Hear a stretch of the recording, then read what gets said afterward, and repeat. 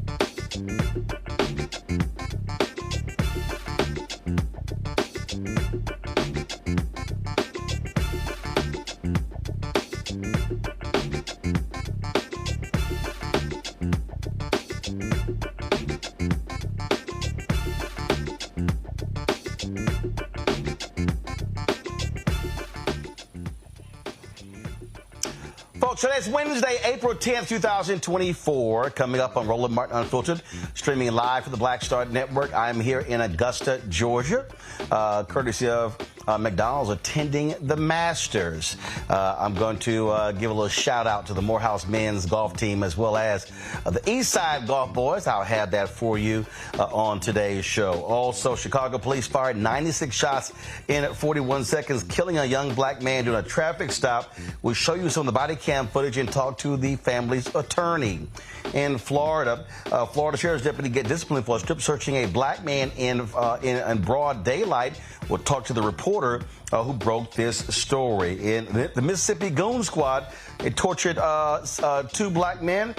They will never know what freedom feels like again. We'll tell you about those sentences right here on the show. Also, we'll be joined by Pro Football Hall of Famer Bruce Smith, who wants to emphasize the importance of black ownership in the casino project in Virginia, his home state. Folks, that and more. It is time to bring the funk on Roland Martin Unfiltered on the Black Star Network. Let's go. He's got it. Whatever the miss, he's on it. Whatever it is, he's got the scoop, the fact, the find. And when it breaks, he's right on time and it's rolling. Best believe he's knowing. Putting it down from sports to news to politics. With entertainment just for kicks, he's rolling. It's on go, roll, roll, y'all. It's Roland Martin, yeah. Rolling with Roland now. He's funk, he's fresh, he's real, the best, you know he's Roland Martin now.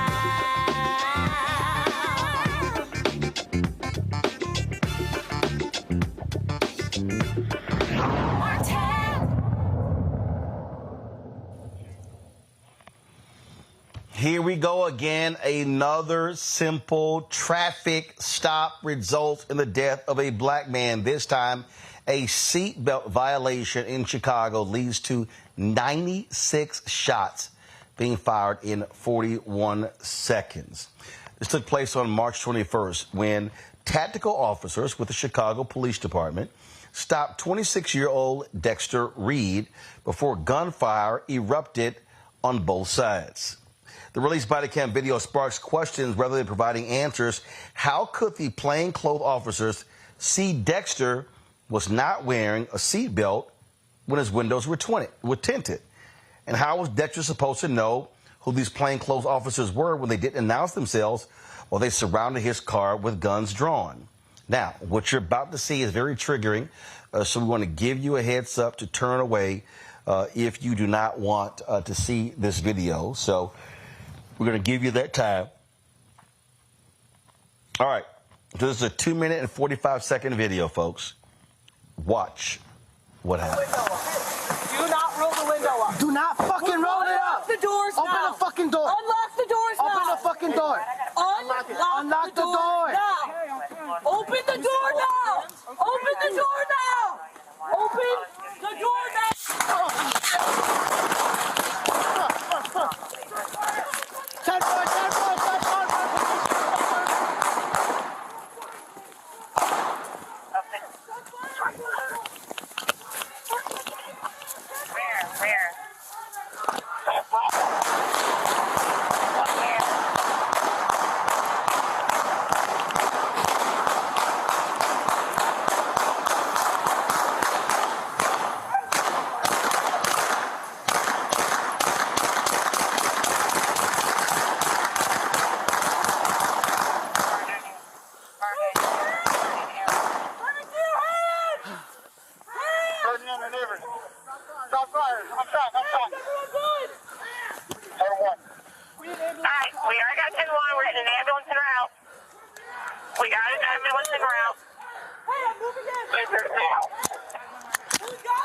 I got you. It's over there for near neighbors. We have an officer down. Dude, don't fucking move.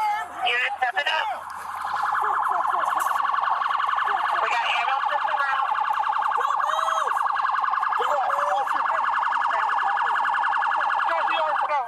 We're all good. All right, thank you. Andrew Stroll, the civil rights attorney. He is representing the family here. Andrew, glad to have you on the show. Okay. So, Andrew, and I'm just going to give an example. Yes. I remember when I lived in Chicago, and I pulled over. This car was at a green light, wasn't moving. I pulled over, and I took off. Car behind me starts chasing me, and I don't know who the hell it is, so I keep going. I don't know who the hell it is. So then we go another block. Then the car pulls up beside of me, and he's yelling, "Get over, get over, get over." So then he gets out of the car, and then comes up to my car, windows up. Then he shows his badge. And then he goes, "Why the hell you didn't pull over?" I said, "I didn't know who the hell you were." Yes. You were in an unmarked car.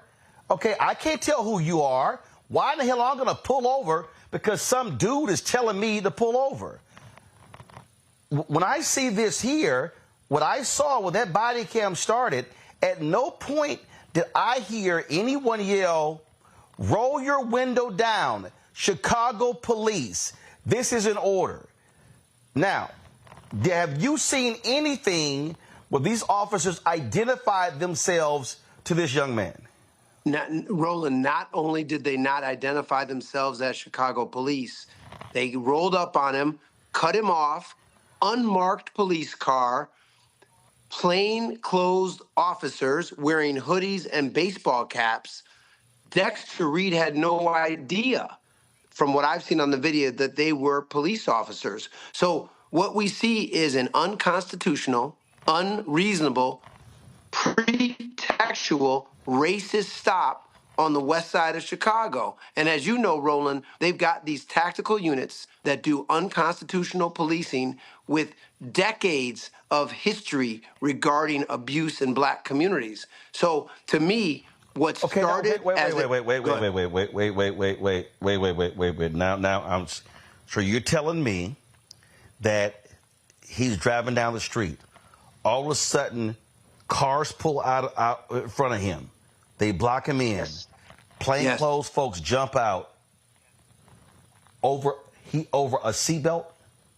But we don't even know if it was a seatbelt because you can't see in those tinted windows. They had no reason to stop him. It was a pretextual, racist stop by tactical officers working. And here's the thing, Roland, that's so disturbing. As you know, there's a federal consent decree pending against the city of Chicago.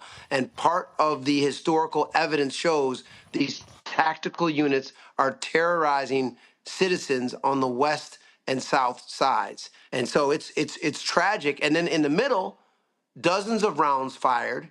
And then at the end, you see an execution-style military shooting of Dexter Reed as he lay dying on the ground next to his car. It's tragic on multiple levels. How many black and brown men? Wait. Are you telling me that, because I cut the video off, are you telling me that while he is laying on the ground, a shot was fired into his body while he was laying on the ground? 3 more shots. He came out of the car unarmed. You can see him unarmed. They shoot him again. And then when he's laying next to the car, the one shooting officer pumps 3 more bullets into him while he's laying unarmed by the car. And we've asked the state's attorney to consider criminal charges against the officers. We've asked Mayor Johnson to disband these tactical units that terrorize black folks on the west and south sides. You know, there's so many issues, Roland, with this case. Now, they're going to say he had a gun. There was a weapon recovered in his car. But let's talk. This all started with an unconstitutional pretextual stop over, they say, a seatbelt violation, which they couldn't even have seen because he had tinted windows. It is stunning to actually watch that. And again, we've done these stories so many times, and another black man dead because of a traffic stop, in this case, supposedly a seatbelt, before it's been an air freshener hanging down, before it's been a tail light, before it's been a license plate. It's always something small, all of a sudden escalates. And also, last question. How many officers were involved here? I mean, you need that many officers? Well, Roland, great question. Listen, check this out. Seatbelt not being worn? 5 officers in an SUV, 4 men and 1 woman. One of them's wearing a hoodie. The other one are wearing baseball caps. They jump out. They're called the jump out boys. They jumped out, surrounded the unit, full guns pointed into the car, and it just erupted into gunfire, and it ended in an execution. And the city of Chicago and Mayor Brandon Johnson has got to commit to the consent decree and reform. How many black men need to die before we'll change the behavior of certain members of the Chicago Police Department, especially these tactical units? 96 shots in 41 seconds. Andrew, keep us abreast of what happens in this case. Appreciate you, Roland. Thanks for having me on. Folks, I'm going to go to a break. We come back. I'm going to talk about this with my panel right here on Roland Martin Unfiltered on the Black Star Network. Back in a moment.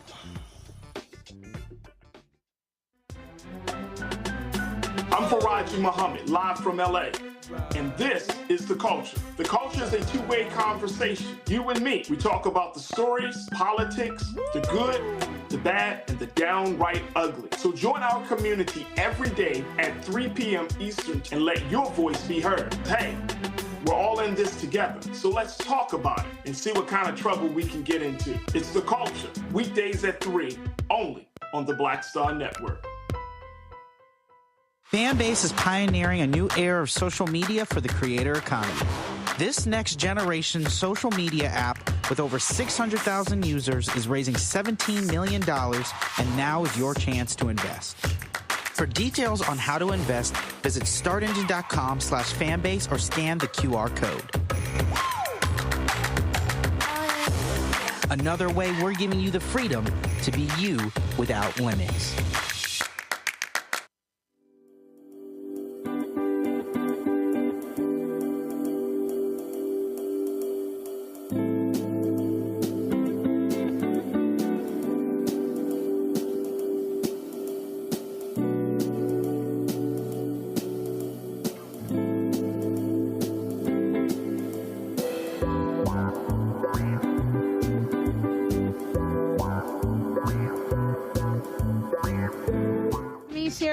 And you know what you're watching, Roland Martin Unfiltered.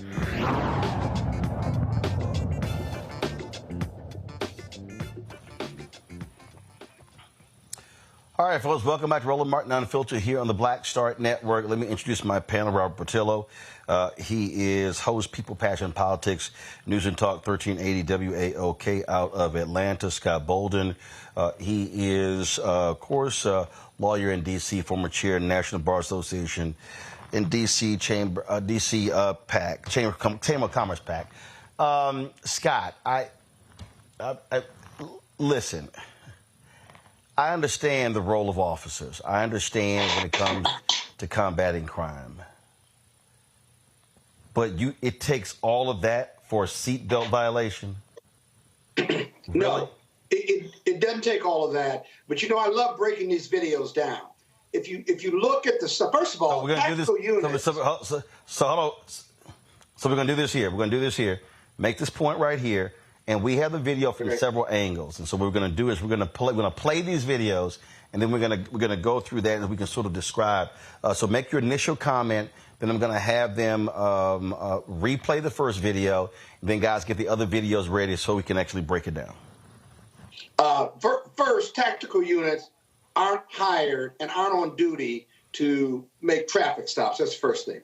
Even if they saw him coming from the front window of his car and said he didn't have his seatbelt on, that's not what tactical units do. And if it's a traffic stop, you don't go up to the car with your guns drawn saying, put your windows down. So that's blown away, regardless of what they investigate. Secondly, 91 shots in 41 seconds, there are officers shooting from 100 to 200 feet away, right? Which means that's dangerous for people around them. That's dangerous for the other officers. And the victim gets out of the car unarmed with his hands up.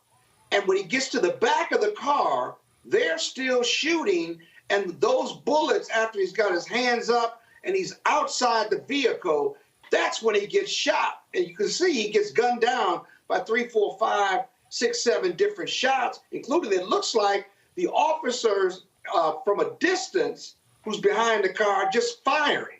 and reloading and firing. That makes absolutely no sense. There's a lot more going on here as to why they stopped him, but more importantly, just irresponsibility in regard to just unloading your firearm on a traffic stop like this, simply because he's got a gun. Makes no sense. Folks, go. And he didn't have a gun when he got shot. Folks, go ahead and play. Right, and the other deal is you can actually carry a gun, and people carry guns for protection. Roll a video. No question about that. They didn't even ask him, did he have a weapon, by the way. And there you go. Audio turned up. Audio turned up. Unlock the doors now. Open the fucking door. Unlock the doors now. Open the fucking door. Unlock the door now. Open the door now. Open the door now. Open the door now.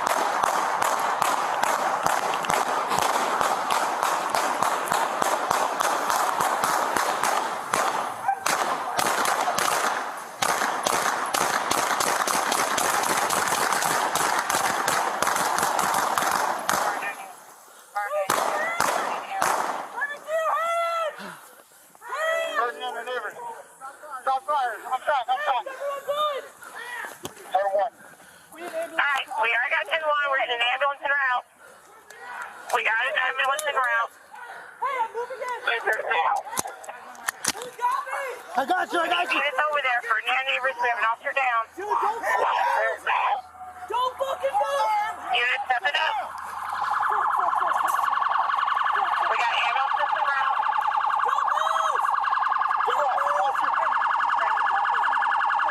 He's dead. He's not going to move. We're all good. You think? Do we have any information on the offender? Hey, you got us? Watch us. Anybody with the kid over there for him? Do not fucking move. I don't know where the gun is. I don't know where the gun is. He started shooting at us. Hey, dude. Let go of the gun. Let go of the gun. All right, we have Let go of the gun. I got the gun. Okay, we got tourniquet at 5. Yes, we have an officer shot in the car. Tourniquet applied in 04 hours. Do we have any information on the offender? 99, I'll be around. What's the guy? I don't know where it is. What's on it? What's on it? Check on it. Alright, do we have any offender information?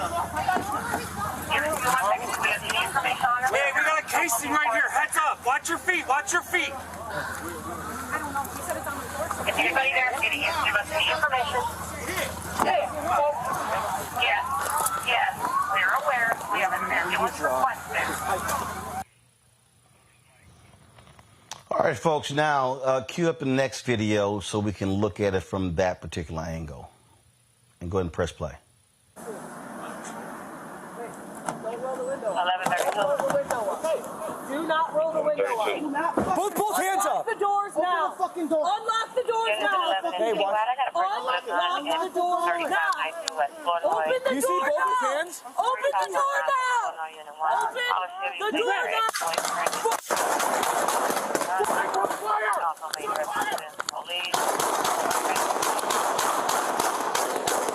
Fucking A. Hey, St. Louis gun. Shots fired.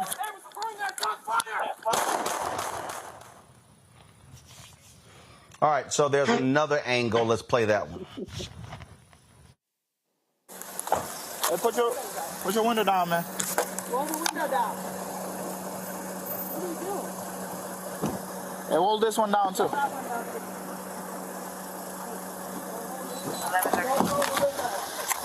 not roll the window up. Do not fucking roll it up. Open the fucking door. Unlock the door now. Open the fucking door. Unlock it. Unlock the door now. Open the You see door both his now. hands? Open the door now. Hey! The door now.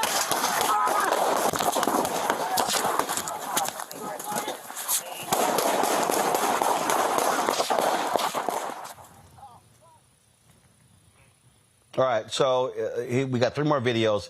Press play of the next one. 11:32. Unlock the doors now. Unlock the doors Unit 11. I got a person with a gun in 3592 West Broadway. Open the door now! Open the door now! Fire! Shot fire! All right, next video.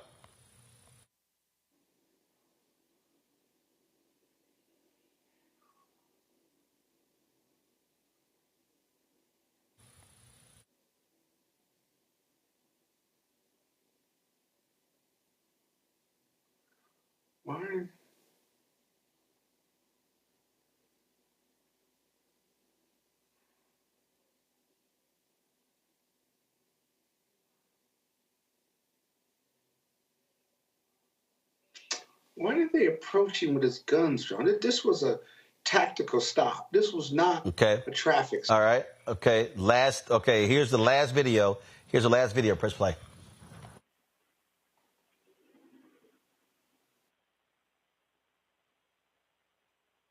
All right. So we've seen that video there. All right. So Robert, we played 6 different videos. At no point in a single video do I hear cops say police. Now, in the 5th video we played, you see somebody with a vest on. It says police on the back. I'm assuming it says on the front. But when they come up to the vehicle, nobody identifies themselves. And I don't see a badge dangling from their neck. I don't see anything. How in the hell am I supposed to know who you are? That's one of many questions I think all of us have. This is a outrage for that community and for any community. And when we hear all this hyperbole around why are we still marching and protesting and demanding accountability and even demanding from the Biden administration federal legislation on police brutality, this is why. There are so many points where the police could have de-escalated this situation from the beginning by identifying themselves, by finding ways to talk these things down. And I'm not even quite sure who fired the first shot in this situation, but in no set of circumstances should 91 shots be needed for this type of interaction. Not to mention you're in a populated area. The thing about the collateral damage that could have happened, these cops are firing from 100, 200 feet away at That's right. individual. Right. So it is a absolute atrocity that has taken place in this situation, and I'm hoping that as evidence comes out, we find out exactly what motivated these cops to respond in this manner. Scott, I think back to the shooting of the black couple in Cleveland when a cop jumped on top of the car and was firing shots down. Plus shots had been fired as well. And you just, and granted, that was after a car chase. This is, I get unmarked vehicles, but I'm sorry. I don't care if you're in Chicago where people got carjackings, things like that. I'm gonna even when they got out of the car, and to your point, Scott, guns were already drawn. He had his window all the way down. I'm sitting here waiting for somebody to say, "We are Chicago police." So they're talking. He's like, "I don't know. I'm raising my window up. Who the hell are y'all?" Yeah, and the other question that's going to be raised in the investigation is, there were unmarked cars, but one of those cars in all of your videos had lights flashing, but they were on the back. I don't know whether they were on the front or not. That's one thing. Some of the undercover had police on the back of their jackets, but not necessarily on the front. You didn't see the badges dangling, as you said, like you have in New York. But this was a tactical stop. This was not a traffic stop. It just wasn't. It doesn't take 5 people to do this. They had their guns drawn. They were looking for something, whether it was drugs, gun, he was a suspect. They approached that car to get him out of that car, which means decisions were made before they stopped that car, right? This isn't him just driving and they do a traffic stop. So that's part of the investigation. They don't appear to find drugs, but they found a gun in the car. But it reminds me of Laquan McDonald. whatever the case may be, if there's a gun on the scene, or even if he has a gun like Laquanda did, from Wisconsin, not Laquan, it was Philander somebody, right? Philando Castile. Philando Castile. That's right. When the training of these police, if there is a gun or they believe shots are fired, it appears to be trained to just empty their weapon, whether there's a threat or not. The reason the 200 feet away with that one angle with the cop firing, right? He's firing 200 feet away, and he's emptying his 9mm. He doesn't even see. The victim walks into the line of fire. He's just firing at the car. Boom, boom, pop, pop, pop, pop, pop. He's just firing at the car. There's no way he's going to hit the victim who's in the car. He could hit other police officers. He could hit community people. His police officers could walk in the line of that fire. That's completely irresponsible and ridiculous. Because if you see on the video, the victim walks into the line of fire. He's walking to the back of the car with his hands up, and he walks into that gunfire.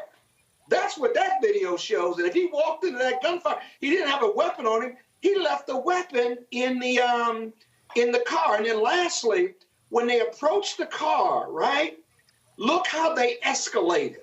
Don't roll your windows down. Roll them up. Don't roll them up. Don't roll them up. Don't roll them up. They've got guns drawn. And as he rolls his window up, the voice inflection of the police officer, they begin to yell. They all begin to yell, and they're holding their guns because I get it that they don't know what they're dealing with, right?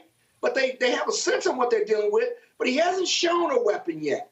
And then they had this conversation, but they're yelling, and then shots are fired. Who knows who fired the shot?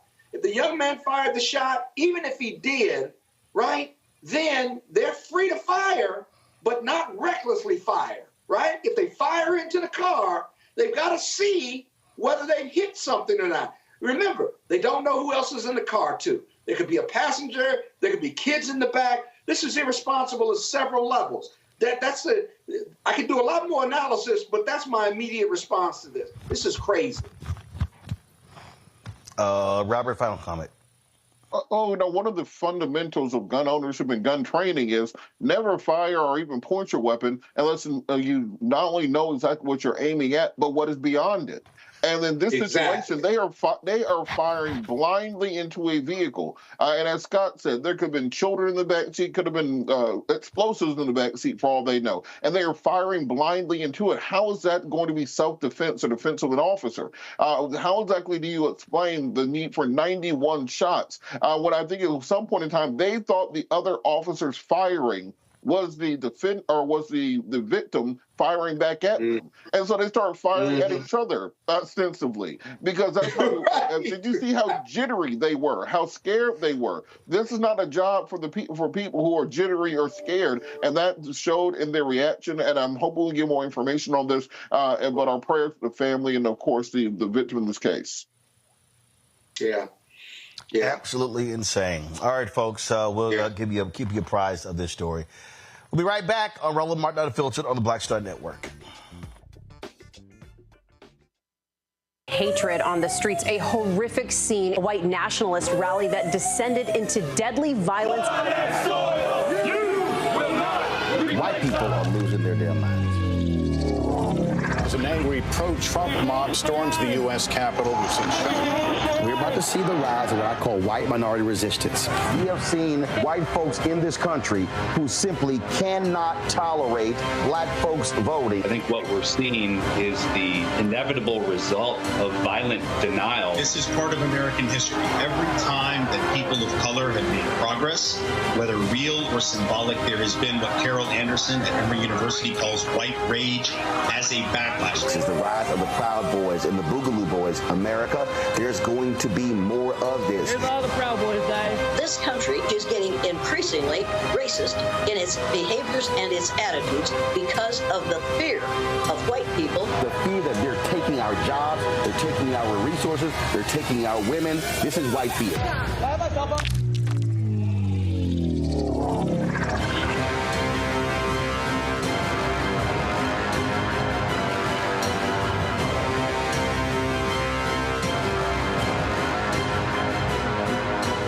Fanbase is pioneering a new era of social media for the creator economy. This next generation social media app with over 600,000 users is raising $17 million, and now is your chance to invest. For details on how to invest, visit startengine.com/fanbase or scan the QR code. Another way we're giving you the freedom to be you without limits. Hey, it's John Murray, the executive producer of the new Sherry Shepherd Talk Show. And you're watching Roland Martin Unfiltered.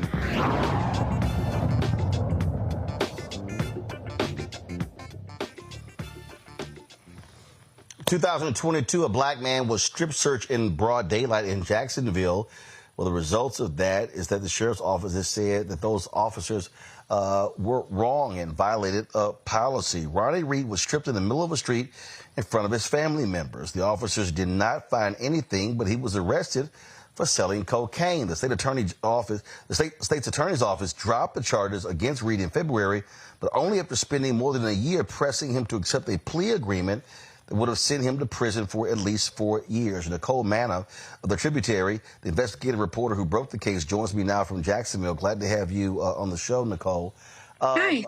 So now the sheriff's department goes, yeah, they really didn't follow the rules in how he was pulled over and strip searched.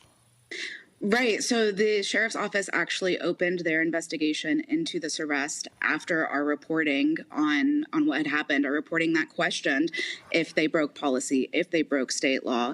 That investigation was opened in March of last year, and it was closed in September. We only learned about it by filing another records request asking for that investigation. They had never notified us that it was closed, despite the fact that our reporting is why it was opened. So now I'm confused. Okay, so the arrest takes place in February. They opened the investigation after the fact. What was he initially stopped for? So the arrest actually took place in September of 2022. We didn't publish our first story until March of 23. So that is when the investigation was open. What happened in that arrest is the police were doing a kind of drug operation. An undercover officer gave $20 to a different man, and that man was seen walking toward Ronnie Reed. That man went back to the officer, gave him whatever amount of cocaine, and then those officers approached Ronnie and searched him down, patted him down, didn't find any drugs, didn't even find the $20 that police had given the original man, and then that is when the strip search occurred. Wow. So they never actually saw Reed give this guy drugs, so therefore they assumed he was the drug dealer. Right. That's how it seems. The original arrest report on Ronnie isn't exactly clear of what happened other than this other man walked toward him. In the investigative file from the internal investigation, we saw an extra line that says an officer witnessed a drug exchange. But again, there were no drugs found on Ronnie, either at the time of the arrest or at the jail. The $20 that was given to the other man in exchange for cocaine was found in his hand when he was arrested. That money was never found on Ronnie Reed either. And his defense attorney told me that she brought that to the state attorney's office and said, "I've never seen a drug dealer give on credit." Wow. Again, another one of those crazy stories of what cops say one thing and something else, actually happens. But what was nuts here, they were trying to get this man to plead guilty. Right. They spent more than a year trying to persuade him to plead guilty and take a 4-year prison sentence. But he kept fighting. He went through multiple defense attorneys, and ultimately the case was dropped in November. I believe it was November 14th or 5th, or I'm sorry, February. I believe it was February 14th or 15th. And that is when the state attorney said that they did not have enough evidence to bring him to court and prosecute him. Questions from the panel. Robert, you first. So with this, will there be any sort of apology, restitution, anything paid to this man for what he's had to go through in this situation? Because I've had similar cases to this. This is not an isolated incident. What systemic changes is the police department going to make to stop this from happening in the future? So one of the interesting things that came out in the internal investigation is that the officers who stripped Ronnie said that they were actually never trained on what the search policy is, and they didn't even know that what they did constituted a strip search. So of course we asked JSO, knowing this information, have you done additional training in the department? We never got an answer back on that. JSO told one of the local TV stations here that they do offer and do require training on searches. But again, we don't know if there's anything that they're doing beyond what training they say they already have. And I do know Ronnie is talking with a civil attorney. Scott? Yeah, Scott Bolden here. He needs to talk to a civil attorney about this. You know, the idea that the police believed that they could strip search someone in public because they didn't have proper training. I had good home training. I had good upbringing. Taking somebody's pants down or making them strip in public just seems to be just at your core. We shouldn't do that. We should take him to the station, or we should put him in the police van or something. Just your core should tell you that, whether you're a police officer or not. But here's another question, similar to Robert's, right? What about training and what about reformation of the prosecutor's office? I'm a former prosecutor from New York City. Either you got the evidence or you don't. Theoretically, philosophically rather, ethically, under most state bar rules and the APA, if you can't prove the case beyond a reasonable doubt, if you can't prove the case or you don't bring the case, then you don't sit there for a year and try to get them to plead or something, because that means they're not trying to do justice. They're trying to get a conviction, right? Any discussions with any groups or that state's attorney's office about that reformation piece or that ethical piece? Because Ronnie ought to bring ethical charges against the assistant state's attorney for how they've handled this case. Because if they were going to dismiss it anyway, what were the internal memorandums about whether they could prove the case or not? And was there a memo that said, oh, just get him to take a plea, as opposed to dismissing him and doing justice? Roland, that's the difference between doing justice and just going after a conviction. Go right ahead, man. I think that is something that he's exploring with his civil attorney. We actually haven't heard too much from the state attorney's office on that, on why they decided to continue to pursue these charges. When we first wrote the story, the answer was essentially a crime was committed and we are moving forward with this case. Yeah. We haven't heard much of an apology or any other details of why this was dropped or what the internal communication looked like. But that is information that we are looking to get, hopefully, through future records. I'd make that part of your investigative reporting, because that gets lost sometimes. But that's a huge issue, because the police are one problem, but the prosecutors drive the investigation, drive the prosecution. And they've got to be ethically based. And if they violate their ethics, they ought to be brought to accountability. Yeah, there are definitely two parts of the story, just like you said, JSO and the state attorney's office. Yeah, we're going to continue reporting on this and seeing what we could find out. And Roland, one of the first cases I did with Henry Daniels back in the day was a case similar to this, where a man had half an aspirin on the stove, and they tried to charge him with possession of crack cocaine with intent to distribute. And it took us over a year to get that case dismissed against him, once they finally got lab results to show there was half an aspirin. So this is not an isolated incident. Just thank God we have journalists who can actually deal with issues like this. Yep. Absolutely crazy. Nicole, great job reporting. Keep it up. Thank you. Thank you for having me. We come back, we'll talk the Goon Squad getting sentenced for their attack on 2 black men in Mississippi. You're watching Roland Martin Unfiltered on the Black Star Network. Support us in what we do. Join our Brain of Funk fan club.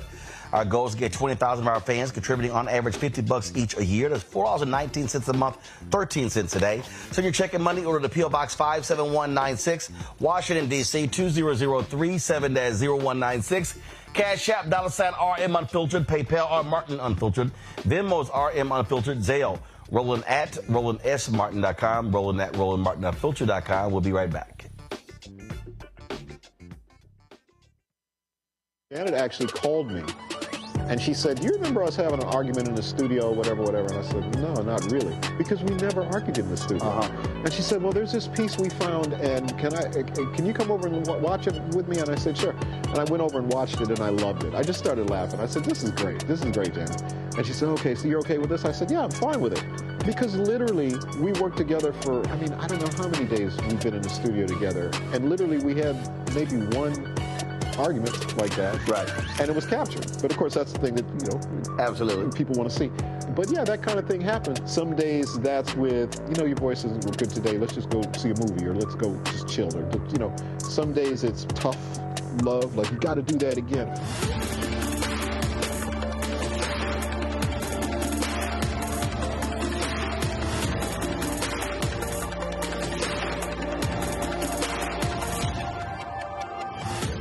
Fanbase is pioneering a new era of social media for the creator economy. This next generation social media app with over 600,000 users is raising $17 million, and now is your chance to invest. For details on how to invest, visit startengine.com/fanbase or scan the QR code. Another way we're giving you the freedom to be you without limits. Farquhar, executive producer of Proud Family. You're watching Roland Martin Unfiltered.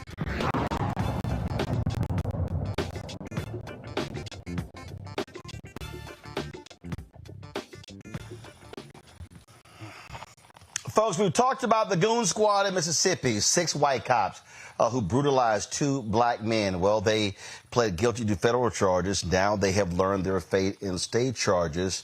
The 5 former Rankin County deputies and a former Richland police officer pled guilty to state charges in August for their involvement in a racist assault against Michael Corey Jenkins and Eddie Terrell Parker. The disgraced law enforcement officers have already been sentenced between 10 to 40 years in federal prison.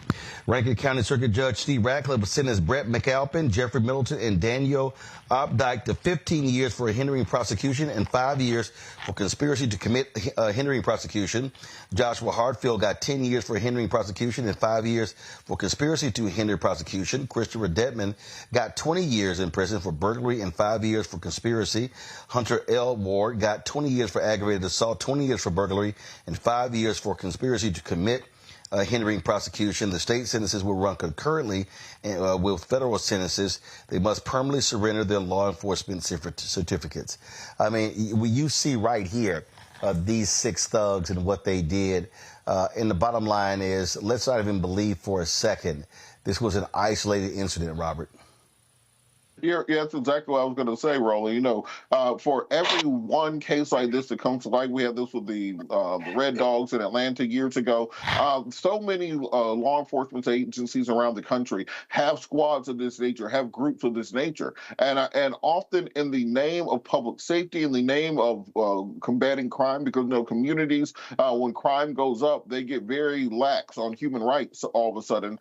They are able to put these units out there, but we've seen over and over again the excesses that happen when you give officers this type of power and this lack of accountability. I'm glad that these officers have been brought to justice, but we have to work on making the wholesale changes to law enforcement and criminal justice reform in this country. This is why it's important for us to still push for, even in this election year, that George Floyd Justice for Policing Act. What you see here were just simply 6 thugs, 6 gang members with badges and guns, Scott. Yeah, and there are goon squads like this still in existence. The police department and police chiefs, who should resign in this case but hasn't, tolerate it as this kind of mantra that to catch thugs or to stop crime in the roughest parts of the neighborhood, you need a rough unit. Well, no, you don't. You just need a unit that's going to do good police work and do it by the book. But this whole idea that you don't want to know how we solve crimes in tough communities because it's the price you pay for democracy or your constitution or for a safer community. It's all bullshit, basically. There's nothing good about what these people did. They've done it before, and senior management and police departments know they exist. They tolerate it with a blink or a nod until something like this happens. And 9 times out of 10, it happens to poor black people, the least, the lost, and the left out. And then they're prosecuted or they're fired from the police force, but the damage has been done already. It's just pathetic.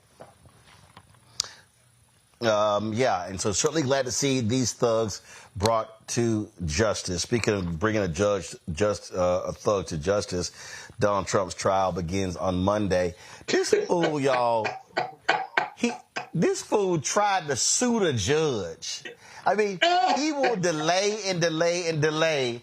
I mean, Scott, this is one of those where the judge has got to say, man, sit your ass down and stop this nonsense. They struck that down. I mean, this idiot. And also, today, Alan Weisselberg, who was his numbers guy, got sentenced today to five months into jail for committing perjury, lying about that. So, I mean, you got to be stupid to say, yeah, I'm willing to go to jail for Donald Trump. Well, Weisselberg benefited a lot from that inappropriate relationship, but he got another 5 months. He must like jail. He must like it, boy. But he done met somebody in jail because he keep going back for Donald Trump. But the judge in this case, made a very quick ruling and basically says, sit your ass down. Your day is coming. Your day in court is coming. And it's coming fast, your first criminal trial, the first time you've ever faced the criminal justice system, not the civil justice system. And I'm going to tell you, it's going to be tough on Donald Trump. I keep telling everybody that. Those cameras are going to be in the courtroom. You're going to see that this is his day of reckoning because he's going to get convicted of some of those counts, if not all of them, because it's a paper case. It's an easy case to try. It's about fraud. It's not about hush money. The lawyer for Donald Trump, they've got key witnesses, but they also have corroboration, written corroboration that regardless of what his lawyer pled to and went to jail for, it doesn't matter. They can corroborate what he's saying. And so his day of reckoning is coming. The press and politics and political folks make out like this is the least important case. 31 felonies is the most important case, and that judge will sentence him to jail. And whenever that happens, right, they're going to have a hard time getting him out or of serving that jail time. They could keep him out while the appeals work. But at some point in time, your day of reckoning is going to be upon Donald Trump. It's hard to imagine him winning the race, convicted with 30 or less or more felonies. It really is, because he won't be campaigning. And a lot of that money he's raising right now has got to go towards legal fees. So the Republican Party is in a hot mess because Donald Trump is leading the Republican Party right now. Very unfortunate for the Republicans who are not MAGA supporters. Robert, this man has attacked the judge's daughter. I guess he thinks that stuff flied. No, player.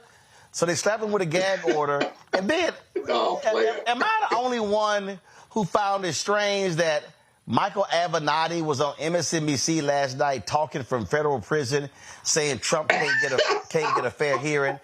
I know your ass sitting in jail for 17 years for stealing and everything else. For stealing and fraud. I don't want to hear his ass. Robert, I ain't trying to hear no Michael Avenatti jailhouse confessions. Look, Roland, this is what we talk about when we talk about the auction nature of the criminal justice system. When you have money, when you have access, when you have political connections, you have a completely different experience in the criminal justice system than the normal person. We have to tamp back down on that if we want to actually have a functioning system. One of our founding fathers, John Jay, talks about the legitimacy of our system in the criminal justice system, in the courts. The courts do not have armies. They do not have enforcement mechanisms. Therefore, the people have to actually believe that the system is fair, or else the system collapses around itself. What we see is if you have unlimited money, you can file unlimited lawsuits and motions and delay, etc. along the lines. That is something that is not available to your average defendant. Judges in these cases have to put guardrails in place to ensure that no one can use money or political connections or anything else to face a different criminal justice system than your average everyday person. Because once you start establishing that as a rule and as a fact, then people have no reason to believe in the system as it is, and that's how you end up with failed states like we see across the world right now. Absolutely. So it's nuts. So shall begin on Monday. All right, folks. We come back. I mean, please. I'm like Michael Albanese. He can't get a fair trial in New York. Shut up. Go back to your jail cell. All right, we come back. Bruce Smith, former NFL player, Pro Football Hall of Famer, now is a part of a casino being in Virginia. He says black folks should be participating economically in these areas, especially when they in majority black cities. You're watching Roland Martin Unfiltered on the Black Star Network. Next on the Black Table with me, Greg Carr, a conversation with Professor Toyin Falola, a man described by many as an African intellectual legend. He is without a doubt the most important and prolific writer, thinker, teacher, and servant of African studies in the modern world. And then today, we have George Floyd, the Black Lives Matters, and the re-emergence of radical black thought. We're honored to welcome him to a very special, can't miss episode of The Black Table, only on the Black Star Network. Fanbase is pioneering a new era of social media for the creator economy. This next generation social media app with over 600,000 users is raising $17 million, and now is your chance to invest. For details on how to invest, visit startengine.com/fanbase or scan the QR code. Another way we're giving you the freedom to be you without limits. Bruce Smith, creator and executive producer of The Proud Family, Louder and Prouder, and you're watching Roland Martin Unfiltered.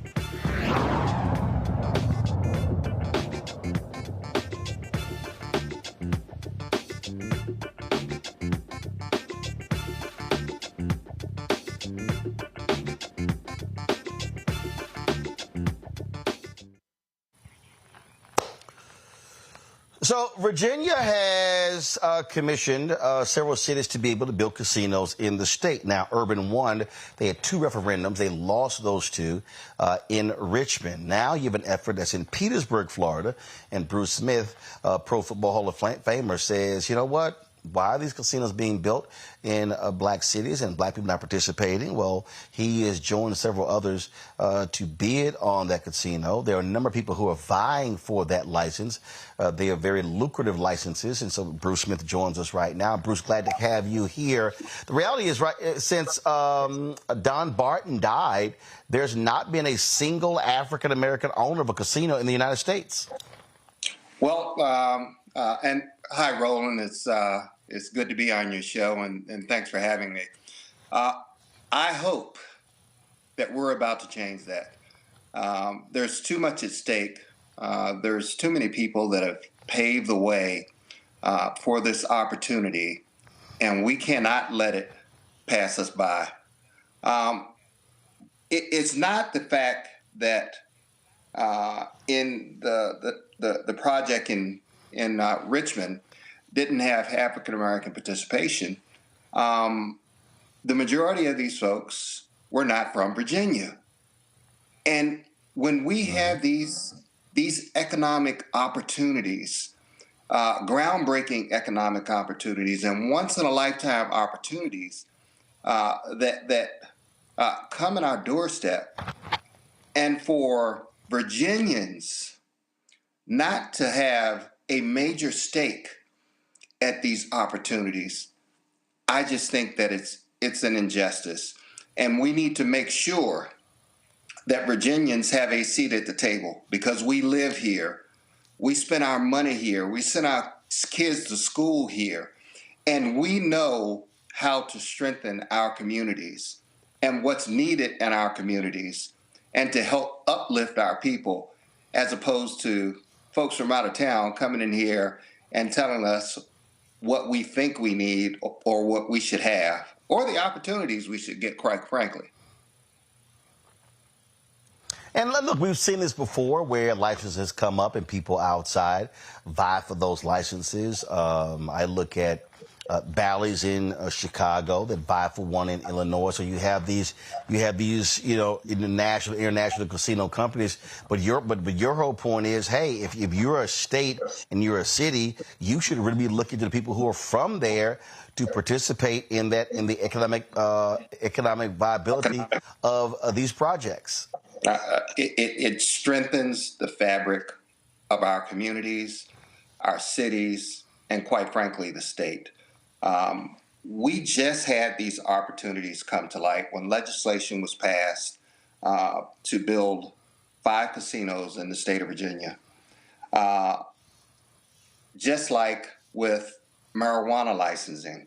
I'll give you the prime example of what I'm talking about. There's a casino in Portsmouth, which is a predominantly African-American city. There was out-of-town developer and vendor, well, not developer, but casino operator that came here, and there's only 5% African-American participation in a predominantly African-American city. That speaks volumes.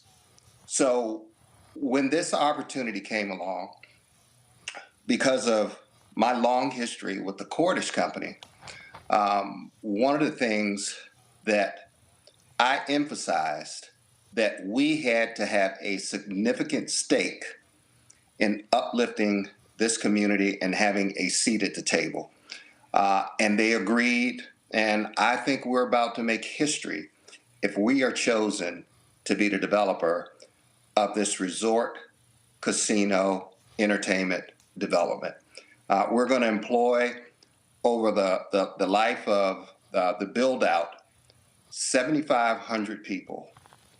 We're talking about hundreds of millions of dollars that will go to the state as well as the city in tax revenue, new tax revenue.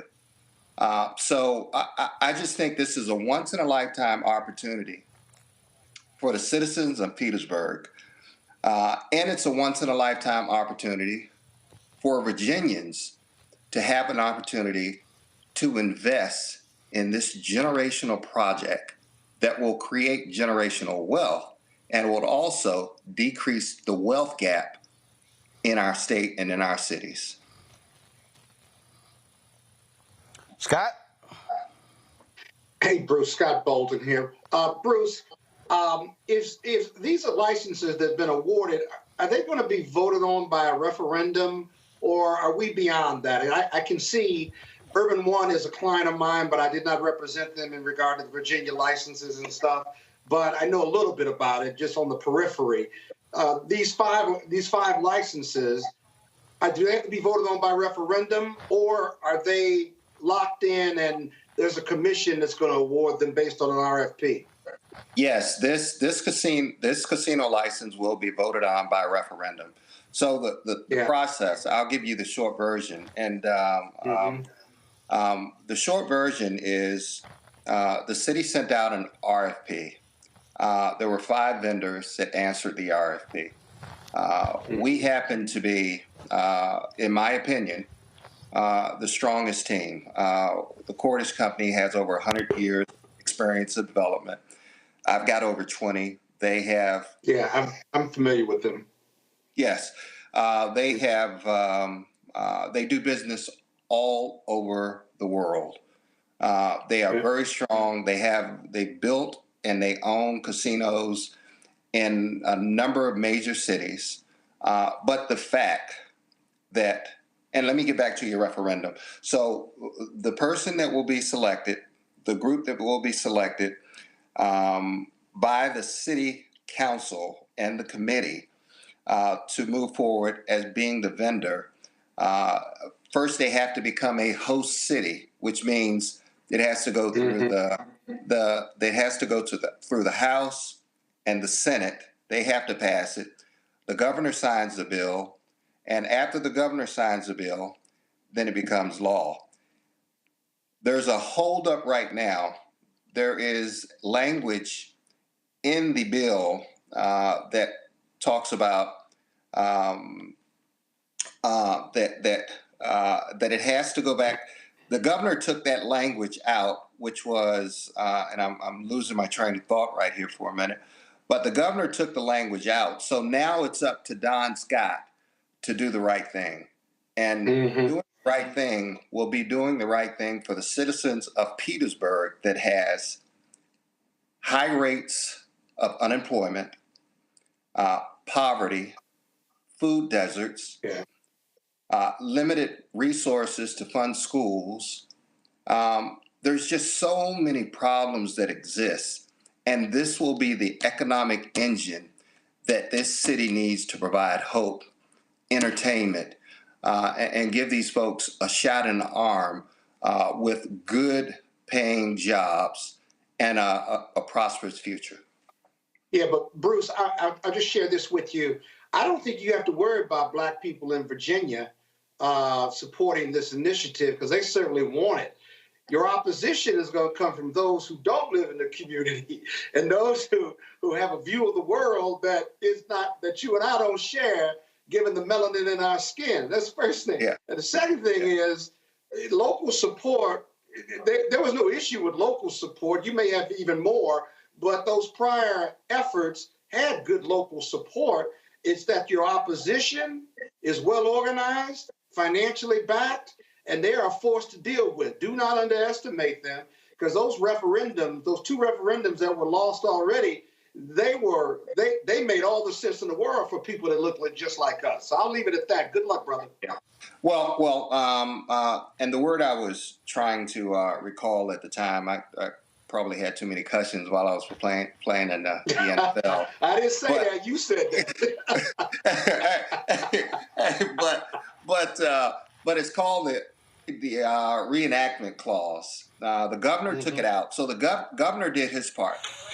Now Don Scott has to do his part, and it's not time to play politics with the people of Petersburg. These folks want to work. They want their city to be uplifted. This city has been forgotten about for decades and generations. Yep. And this can be the economic engine that puts them on the map and they spark for new growth within their city, new economic growth and opportunities for the people that actually live there. And I agree with you 100%, but we will be well armed as we go into this referendum and make sure that the people of Petersburg understands what's at stake and who's opposing what's about to take place. Yep. Good luck. You said that House Speaker Don Scott must do the right thing. Specify that. What do you mean by that? Well, the bill just needs to be clean. It needs to be a clean bill so the city of Petersburg can do their business. This opportunity should not be delayed, not one single day longer. These folks in Petersburg desperately need this economic engine, this opportunity for this once-in-a-lifetime project to delay it any significant amount of time. It would put people in the same state that they've been in for a lifetime. They need this project in the worst way, and we want to do everything we can to make sure that we bring a project that brings massive number of jobs, create tax revenues, so they can repair their roads, so they can fund their schools, so they can have the tax revenue and the jobs that are created to sustain families, and they can feel proud about it. All right, then. Bruce Smith, man, I appreciate it. Good luck in your efforts. Roland, thanks so much for having me on, man, and appreciate all the work you do throughout all the communities all over this country, man. Much love and respect. I appreciate it. Thanks a bunch. Thanks. All right, folks, going to break. We come back. Donald Trump says, I know why Jewish people and the blacks are voting Democrat, and I'm going to tell you why.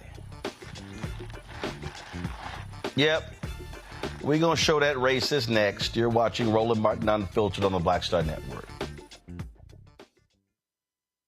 On the next Get Wealthy with me, Deborah Owens, America's Wealth Coach, nurses are the backbone of the healthcare industry, and yet only 7% of them are Black. What's the reason for that low number? Well, a lack of opportunities and growth in their profession. Joining us on the next Get Wealthy is Needy Bartonelli. She's going to be sharing exactly what nurses need to do and what approach they need to take ownership of their success.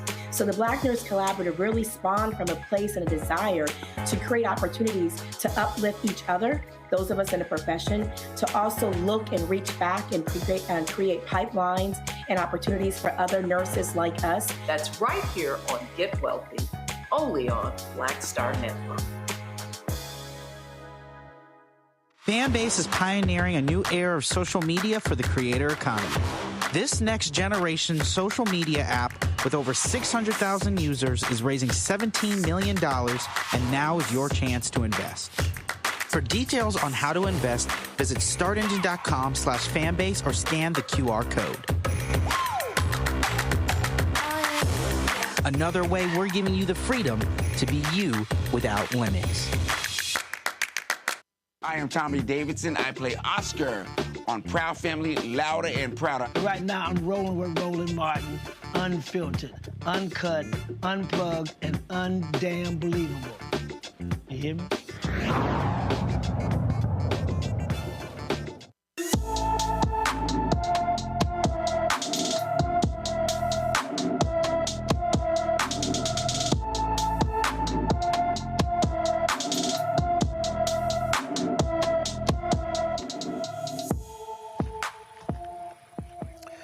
Michaela Boyd was last seen at her Columbia, South Carolina home on March 8th.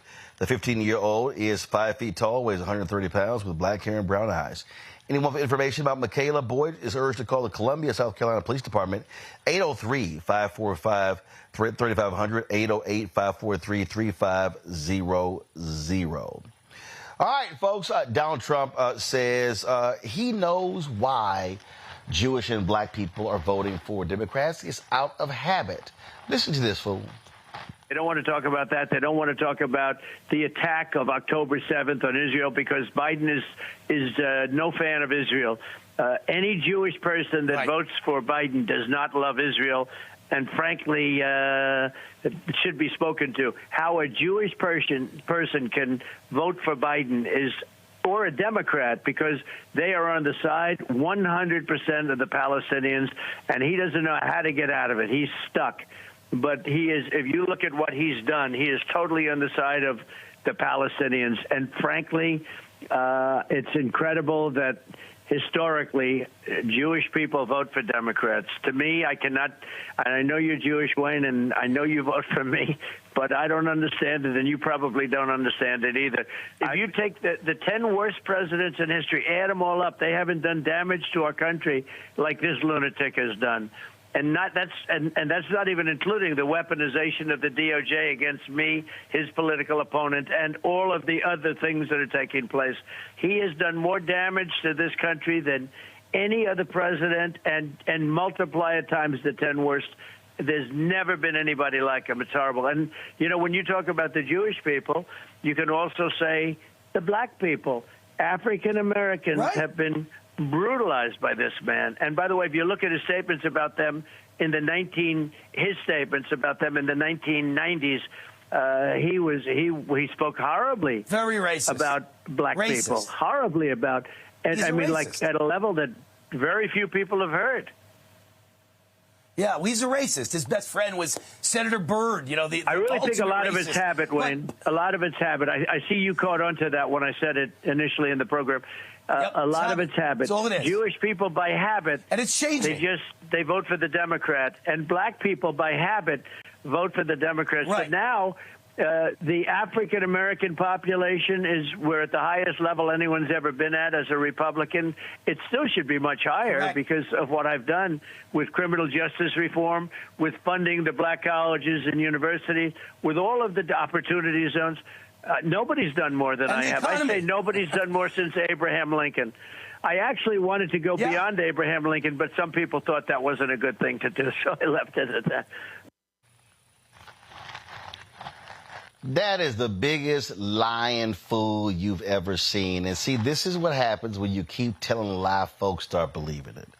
Trump sat there and said, I've done more for the African-American people than any other president other than Lincoln. You a damn lie. Then he lied about HBCUs. Y'all notice Trump and his supporters can never give a number. They can never give a number, Scott, as to how much money they gave to HBCUs. Senator Tim Scott, Trump, they can never give a number. Then he talked about what I did for criminal justice reform. First of all, it's not what you did. The Democrats passed the bill in the House. Then when the bill got passed in the House, it was stripped in the Senate only because Senators Dick Durbin, Kamala Harris, Cory Booker said this ain't strong enough. So, and then he loves talking about opportunity zones. Scott, I have yet to find, and I've been looking, I've yet to find any data on these opportunity zones that shows how they benefited black folks and low-income people. Can't find it. Cannot find it. And I'm telling you, what Biden and the campaign has to do, they got to say, lie, lie, lie. Right. Don't give me that, well, you know, misstatements. No, you got to say lie, lie, lie. And then if they ever debate, which is up for question, then Biden's got to say, stop lying, still lying, you a lying, because that's what he is. He is a liar. And, Biden made some comments that I disagree with, obviously, in the 90s. But let's remind Donald Trump was sued out of the gate because him and his dad were keeping black people from renting the apartments in the 70s. And Wayne forgot how he wanted to actually have the death penalty for the Central Park 5, now the exonerated 5. Nah, you ain't getting off the hook like that, sucker. Yeah, you know, the Biden campaign needs to run an ad about that. If they're spending multiple millions on black and brown voters to keep them in line, they need to do an ad that says just that.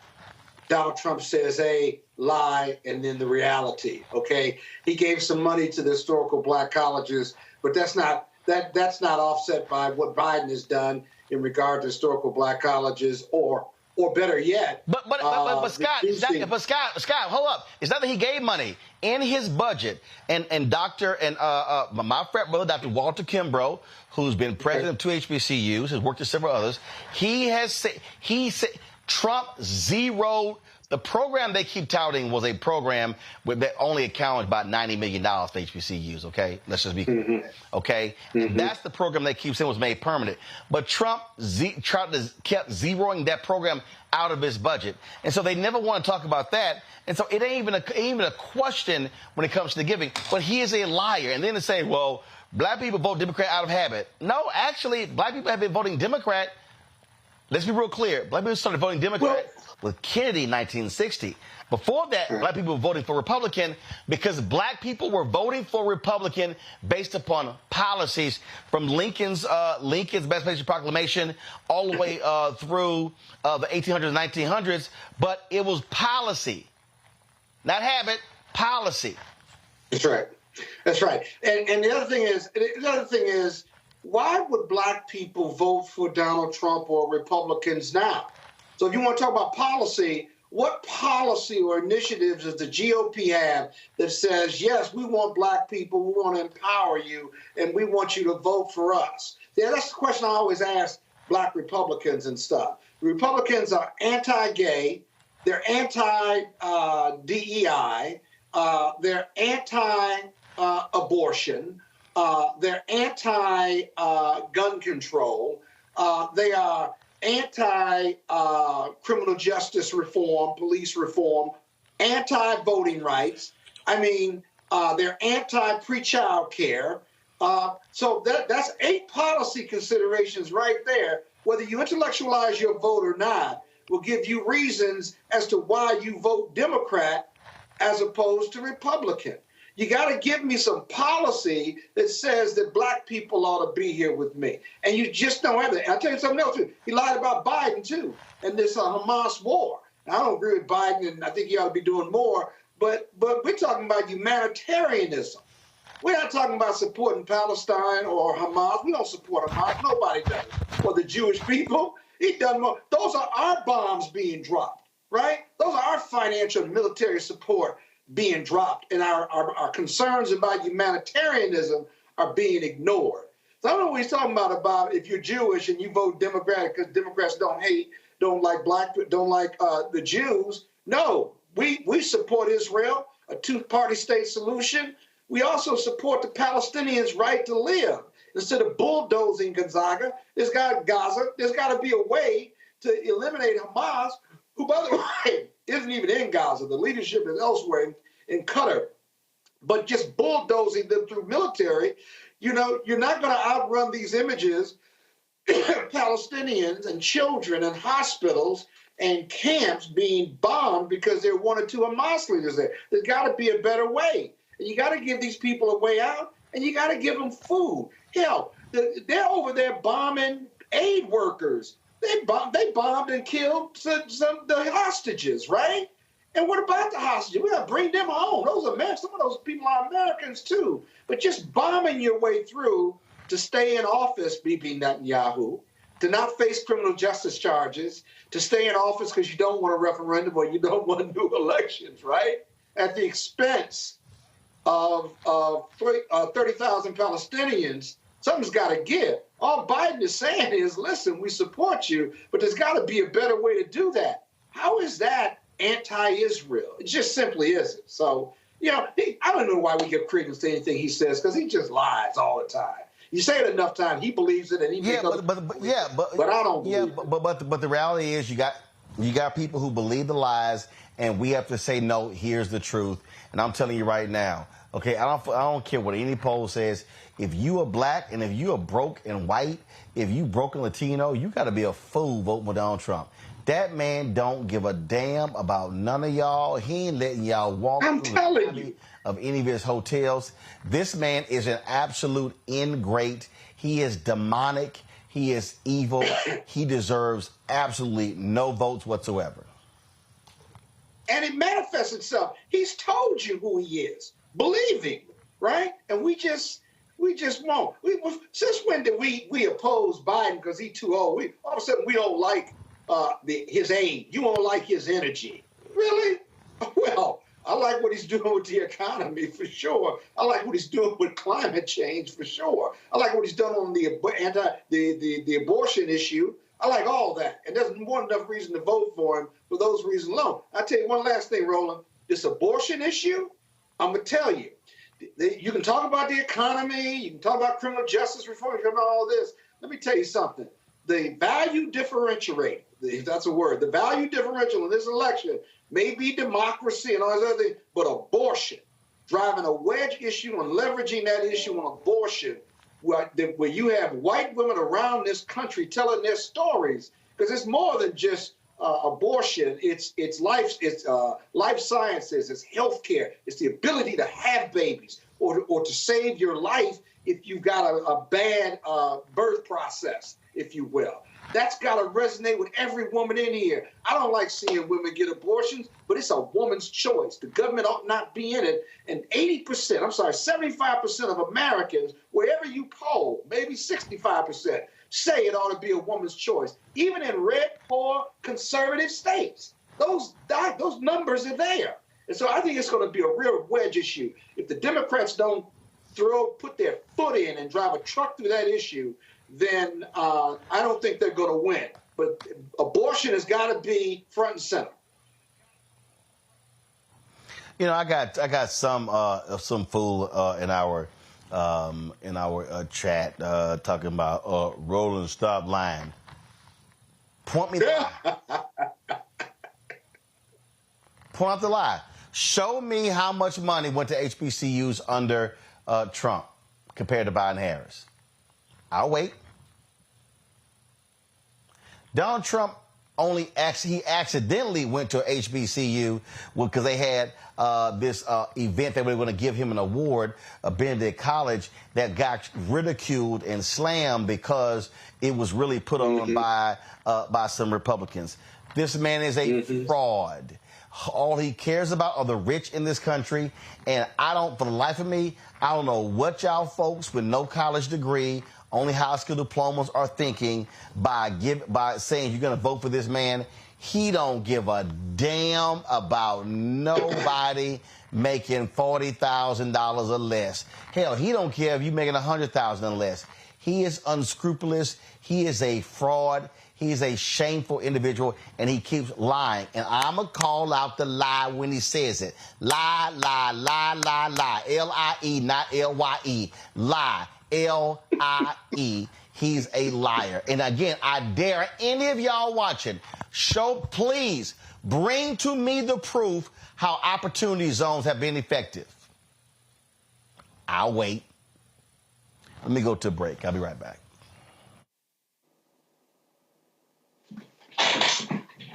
On the next A Balanced Life with me, Dr. Jackie. It's spring, hallelujah. But hold on, it's not all fun and games.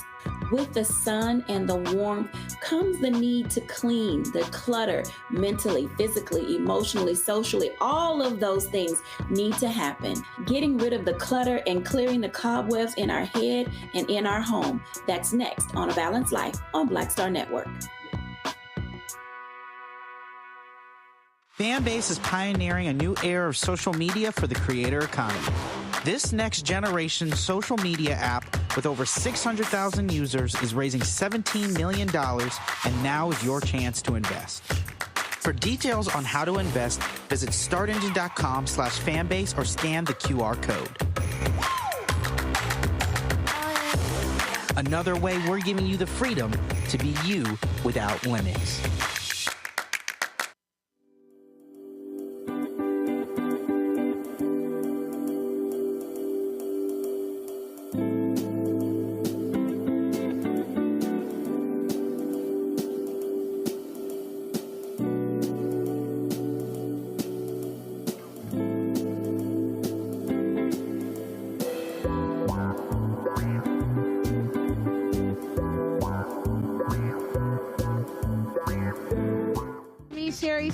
With Sammy Roman. I'm Dr. Robin B., pharmacist and fitness coach, and you're watching Roland Martin Unfiltered.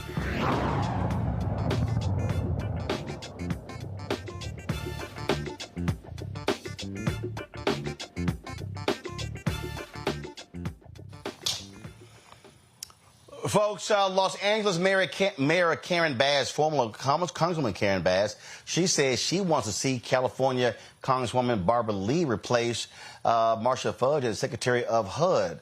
Fudge, of course, announced her decision to step down. She's a former Congresswoman from Ohio, and the White House has not indicated who Biden is going to name as his next HUD secretary. They're responsible for billions of dollars when it comes to housing, but Bass says she wants to see Lee. Remember, Lee ran for the United States Senate, and so she's not running for her congressional seat, and so her term will be up when the new Congress is sworn in July. So we'll actually see what happens there. Folks, I'm here in Augusta, Georgia, where the Augusta National Invitational, also known as the Masters, is taking place. I'm guest of Mercedes-Benz here. And I was at the course today. Today was a practice round. It was also the par 3 contest. And I ran into a couple of groups that Mercedes has invited out, and they've invited the East Side Golf. We've had them on the show, in addition to the Morehouse Golf Team. Check it out. Hey, folks, Roland Martin here. We are at Augusta National, and I'm sitting here walking off the course. Then I ran to these guys, Morehouse Golf Team, East Side Golf, here enjoying the festivities, courtesy of Mercedes-Benz. Y'all good? Yes, sir. All right. So we'll have a little fun, and of course, it's been a great week. Certainly was glad to see them out there, and one of the things that they are doing with the Masters is reaching out, paying colleges, the HBCU that's here in Augusta, reaching out to other folks as well, providing an opportunity to experience one of golf's majors. And so I'm sure, Scott, that's music to your ears, being aren't you not only a Morehouse grad, aren't you on the board or something like that? I chair the governance committee on the board of trustees, and I just want to know, did you play them young boys from Morehouse, and how'd your handicap go, up or down? Because I know you're in heaven. I did not. You play are in them heaven at the Masters. I did not play them. We, of course, we were there just watching the par 3 contest. But I ain't got no problem cracking my clubs out if necessary. And yes, my golf handicap is a 3.7, so it's pretty damn good. How do you get a 3.7 handicap? Like, where are the other 0.3? What is that? Just an average? You know, usually you have a 3 handicap, you have a 10 handicap.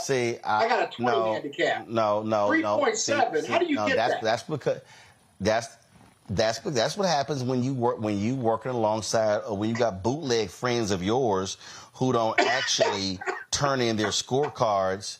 Where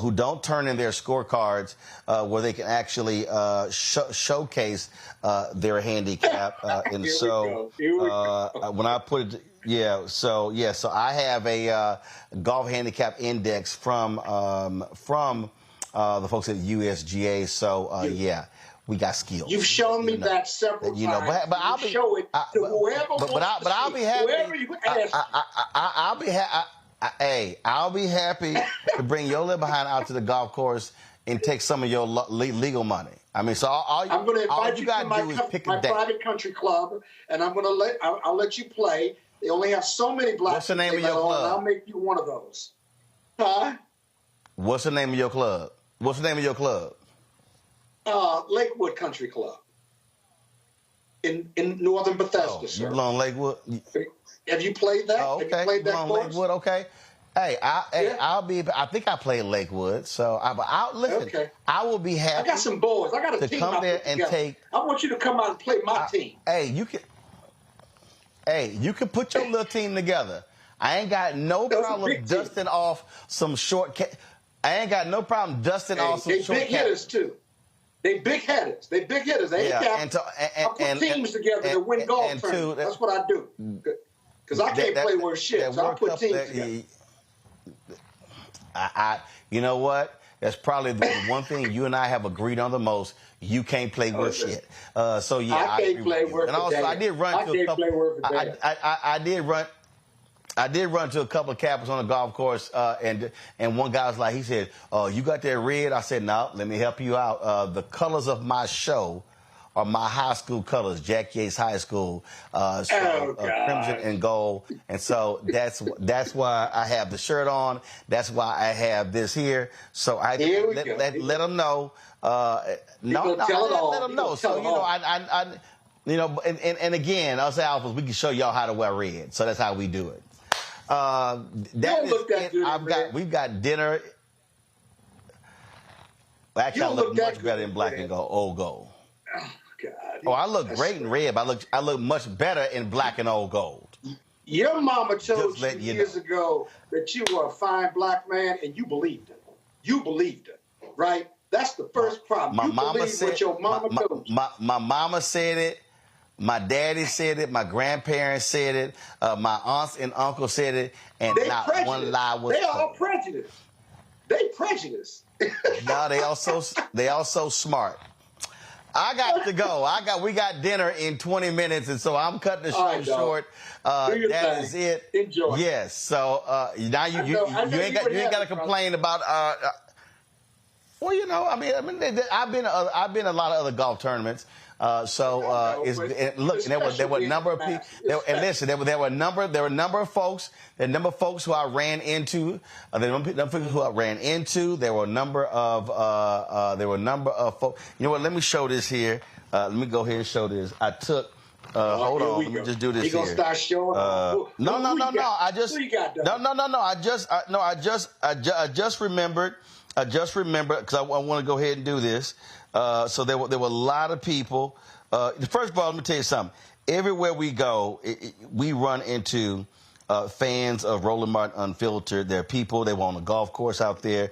I even ran to one white guy who said, I didn't get his name. He said, I'm a conservative. He said, but I appreciate your point of view, and I love your show. So I was like, I appreciate that.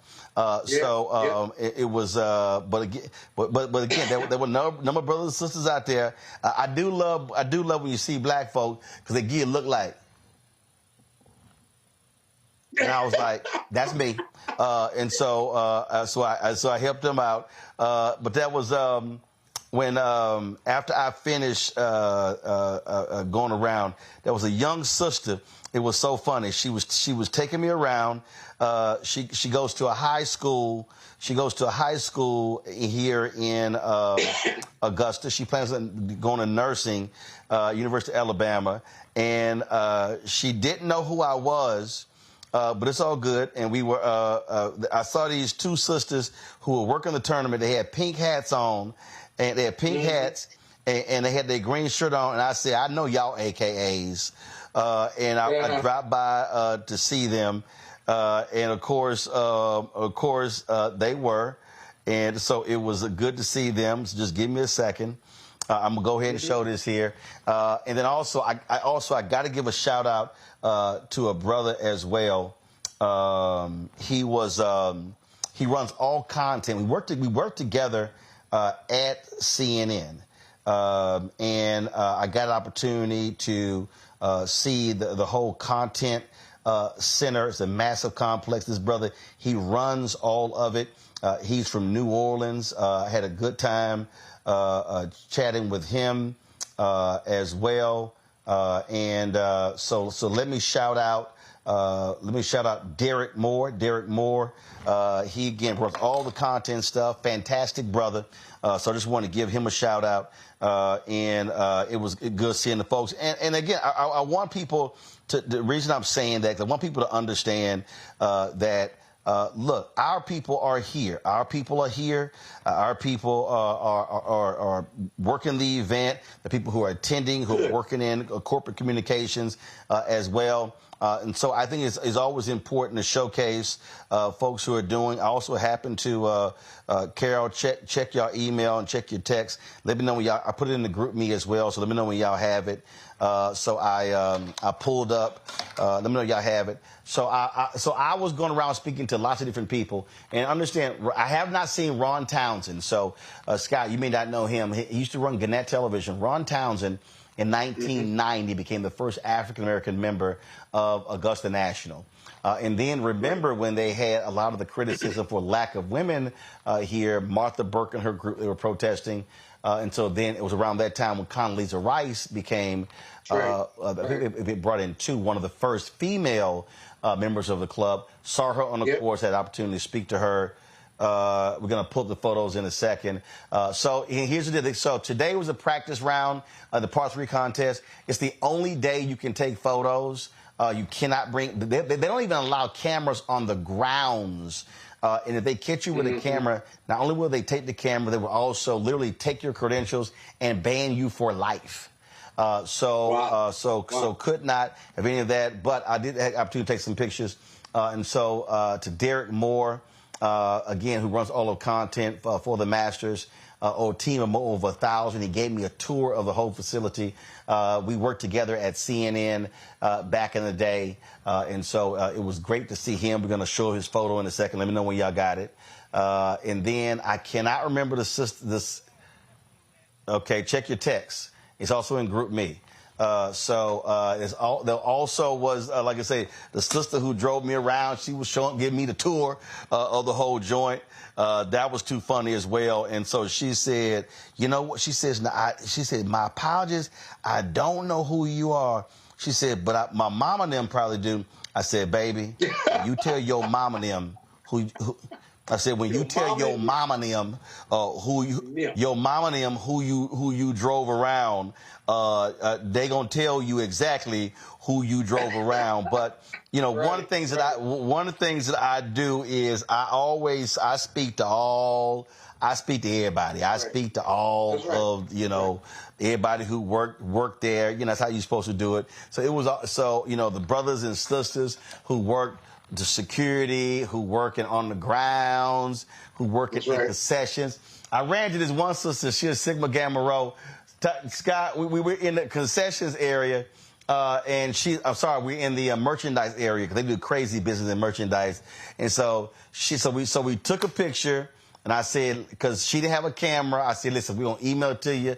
No. She said, I need you to autograph my hat. So, see, Scott, that's how I know you don't know. Scott, I know you don't know this feeling, Scott. I know you don't know what that's like. So let's go ahead and pull the photos up. You did? Oh, that's right. That's right. People keep telling. People keep telling you. Do you see? They said, yeah. And they tell you to your face, stop giving Roland a hard time. So yeah. So go ahead and pull the photo. Go ahead and pull the photos up, y'all. We played. So that's my man. That's my man. Moore. That's my man. Like I say, he runs the content deal. Great brother. So good to see him. Derek Moore. This is the young sister who would drive me around. If y'all know her, if her people know her, let her know. I put her on TV because she didn't realize I had a show. And then what we got next? So that's the photo I shot. That was on one of the part threes. Condoleezza Rice. I got opportunity to speak to her as well. So and that's another photo of her. So. Look at my social media, folks. We're going to have some more content. And again, today was the only day I could take photos, so I had to get much as I can. So, you know what I should have done? I should have took a picture of all the black people I ran into. But it was way too many. So the brothers and sisters are out here. So that's it. Scott, appreciate it. Robert had to go early. Appreciate him being on today's show as well. Folks, I'm going to be live from here tomorrow as well. And so, again, I can't shoot video. I can't shoot content. So today's the only way I can get it. But it was so great seeing the brothers at Eastside Golf. We featured them in our Marketplace segment. And great to see the brothers on the Morehouse golf team as well. Folks, that's it. Y'all watching. You're watching YouTube. Hit the like button, y'all. We should easily be 1,000 likes. Please support us in what we do. I also hope y'all understand that, we appreciate Mercedes inviting us. I'm talking to them with love because, we had a Mercedes Sprinter, got totaled. We were having it rebuilt. And so, I'm talking to them about also being a sponsor partner of Roland Martin Unfiltered, the Black Star Network. But we appreciate the opportunity for us to be able to go places, cover these stories, because we get to interface with fans, people who support our show. There were people who said, man, I donate to your show as well. In fact, at dinner, there's a band performing, and one of the brothers took a picture. He said, I got to donate now. And I'm like, yes, you do. So that's what we do. And so we want y'all to support us as well, because, again, our goal is to cover the stuff other people are not covering and talk about the issues that matter. We hate the fact that we have to show these videos when brothers have been shot and killed by police officers. But here's the whole deal. Other media is not covering that stuff. They're not covering it. And I'm going to tell you right now, these attorneys, they thank me because they say, Roland, if you're the only one covering this stuff, we have an outlet. We have been able to reach our people, to put pressure on elected officials and others when it comes to these cases. I've had family members stop me and tell me, thank you for covering the story. My loved one was shot and killed, and you were the only place we were able to tell our story. So that's why we do what we do. And so if this show doesn't exist, we don't have that outlet. So please, your support is critical. Join our Bring the Funk fan club. Send your check and money order to P.O. Box 57196, Washington, D.C., 20037-0196. Cash App is $RM Unfiltered. PayPal, R Martin Unfiltered. Venmo's RM Unfiltered. Zelle, Roland at RolandSMartin.com. Roland at RolandMartinUnfiltered.com. Be sure to download the Black Star Network app, Apple phone, Android phone, Apple TV, Android TV, Roku, Amazon Fire TV, Xbox One, Samsung Smart TV. Folks, that's it for us. I'll see you guys tomorrow right here. Roland Martin Unfiltered on the Black Star Network. Holla! Folks, Black Star Network is here. Oh, no! punches. I'm real revolutionary right now. Support this man, Black Media. He makes sure that our stories are told. Thank you for being the voice of Black America, Roland. Stay black. I love y'all. All momentum we have now, we have to keep this going. The video looks phenomenal. See, there's a difference between Black Star Network and Black-owned media and something like CNN. You can't be Black-owned media and be scared. It's time to be smart. Bring your eyeballs home. You dig? Pull up a chair. Take your seat. The Black Tape with me, Dr. Greg Carr, here on the Black Star Network. Every week, we'll take a deeper dive into the world we're living in. Join the conversation only on the Black Star Network. Hi, I'm Dr. Jackie Hood Martin, and I have a question for you. Ever feel as if your life is teetering and the weight and pressure of the world is consistently on your shoulders? Well, let me tell you, living a balanced life isn't easy. Join me each Tuesday on Black Star Network for A Balanced Life with Dr. Jackie. We're all impacted by the culture, whether we know it or not. From politics to music and entertainment, it's a huge part of our lives, and we're going to talk about it every day right here on The Culture with me, Faraji Muhammad, only on the Black Star Network. I'm Deborah Owens, America's Wealth Coach, and my new show, Get Wealthy, focuses on the things that your financial advisor and bank isn't telling you, but you absolutely need to know. So watch Get Wealthy on the Black Star Network.